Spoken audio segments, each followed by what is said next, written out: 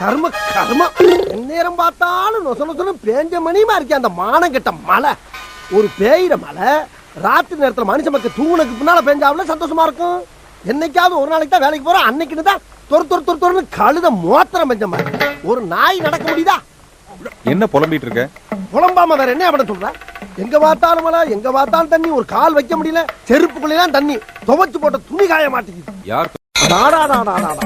என்ன வெயில், என்ன வெயில், 110 டிகிரி ஆமியா.